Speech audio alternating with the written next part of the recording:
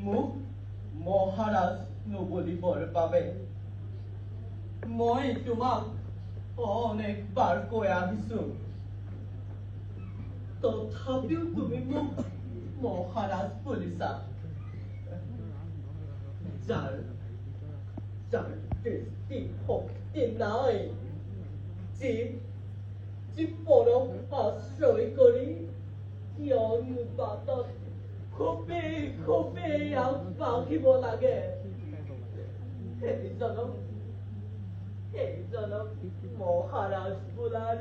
কোনো কাৰণ নাই বেদুৰ কোনো কাৰণ নাই জানা বেদুৰ ৰাজসিংহাসনত বহিলেও আমি ৰজা নহওঁ ৰাজদণ্ড হাতত থাকিলেও আসনৰ ক্ষমতা মোৰ নাই বেদুৰ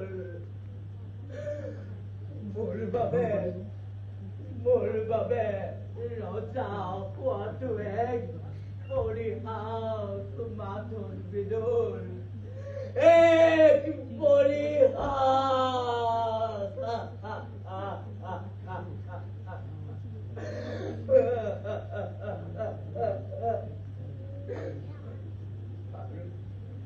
আৰু মোৰ মনত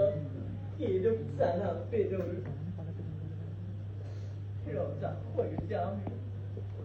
ৰজা হৈ যামি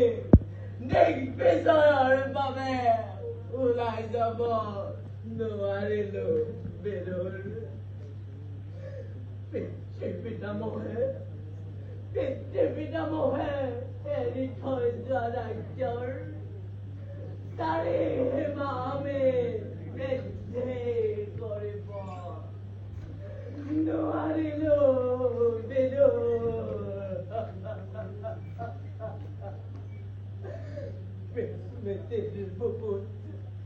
বিস্মৃতিৰ বুকুত কোনো বংশৰ অস্তিত্ব আমাৰ বাবে বেদুৰ আমাৰ বাবে বিলুপ্ত হৈছে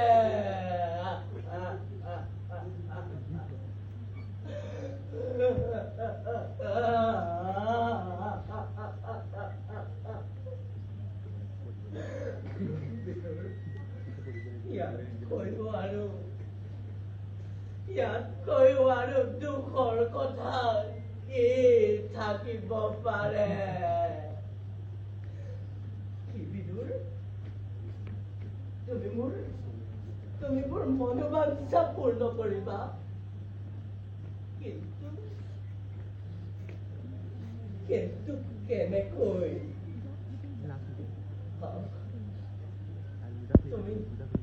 তুমি দিগ্বিজয়লৈ যাবা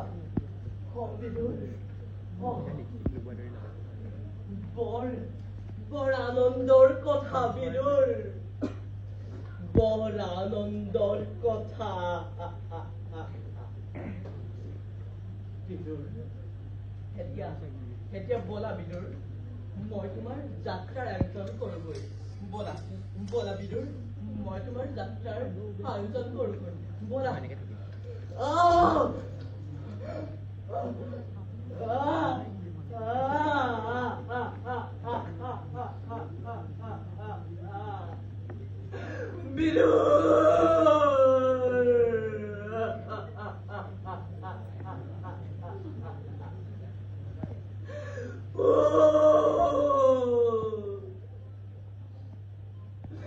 কি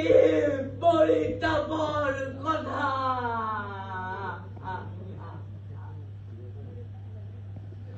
আমি যে কাহাৰিও দিগ্বিজয়ৰ আনন্দ উপভোগ কৰিব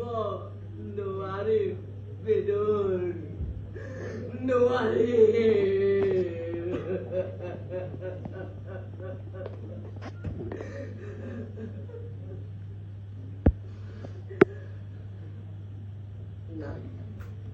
নাই বিদুৰ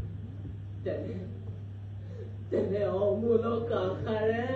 তুমি মোক সান্তনা নিদিবা বিদুৰ, সান্তনা নিদিবা।